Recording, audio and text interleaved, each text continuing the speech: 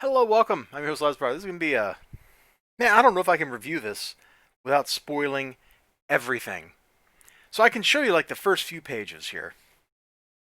But then there's a twist.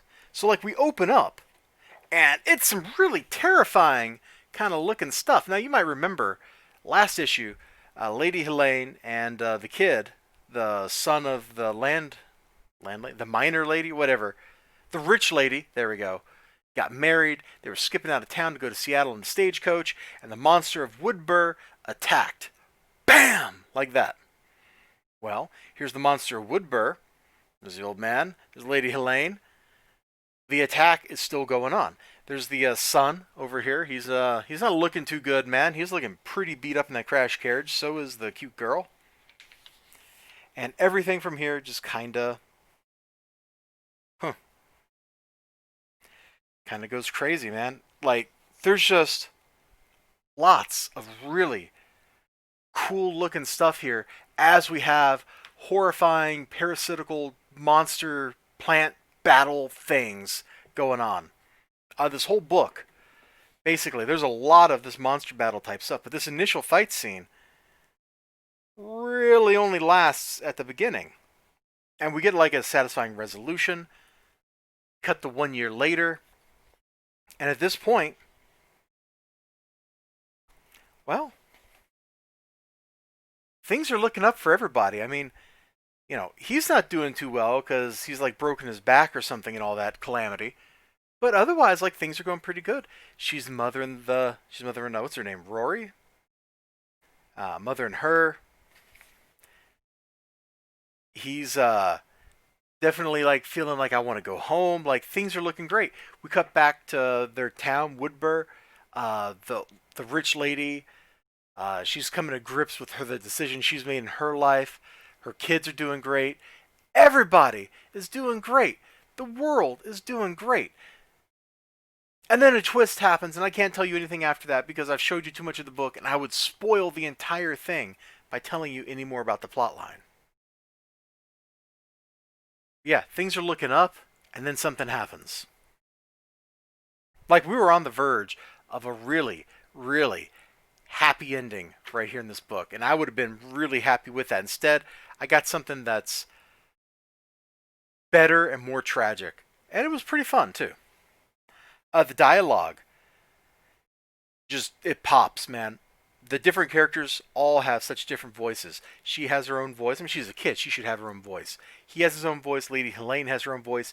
You can see in the word choices that the translator made and the way she's talking and interacting with people that even here 1 year later, she hasn't quite reconciled her nature with the humanity of the body she inhabited. There's a little of it. Like she's definitely a more coherent person than she was when the book started. She's a more coherent person here, even. A better singular being than at the beginning of the book 1 year prior. Like there's definitely character growth for her. There's character growth for the little girl. I don't know if breaking your back counts as character growth, but he got some character growth too, whether he wanted it or not. He got it good and hard. Let me just tell you, like boom, crack, splat. Mirka's art is pretty impeccable, except in the fight sequence. I don't think I showed this yet. Except in the fight sequence, a little too much like computerized like blur. Like it's just it's not working for me here. I think I would have liked to have seen the actual art better and then just like draw some speed lines or something, and I think that would have worked more effectively than throwing the motion blur in. But it is what it is. One thing that was interesting, even though this seems like a pretty self-contained story, we're apparently getting a sequel. So not quite sure what that's about. And we do come at the very end to something like a happy ending. It's not the ending I would have expected, but it's still a pretty happy ending. There's still unresolved mystery, which I guess explains why we're getting a sequel. I would have liked a little more resolution into what the creatures were, that kind of stuff. But, it was a great ride. I'm surprised it ended so early, if I'm honest.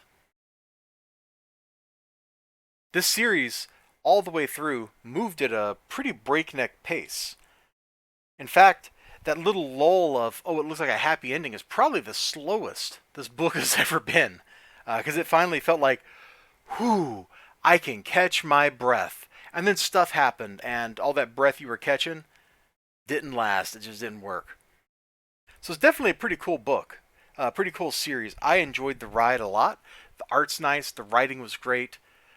Everything about it was solid. Absolutely solid. So if you haven't checked out Mercy yet, I'm sure there's going to be trade paperbacks coming out from Image that you can scoop up and get everything all collected together in a nice, easy package so you don't have to track down the floppies. There have been some great covers too, man. But variant covers are the devil. There've been some great covers out there, and if you're into that sort of thing, go for it. I've done that once or twice where I just like get super into a book and have to buy all the covers, but boy, that is a big money sink. Collecting stuff in trades usually saves you money, which is such a weird thing because floppies are supposed to be cheap and disposable, and yet they're anything but. But now I'm way off topic of the book, so I'm going to let you all go. You have a great day. Remember to like, comment, subscribe, all that good stuff. I sure hope to see you again next time. Till then, bye-bye.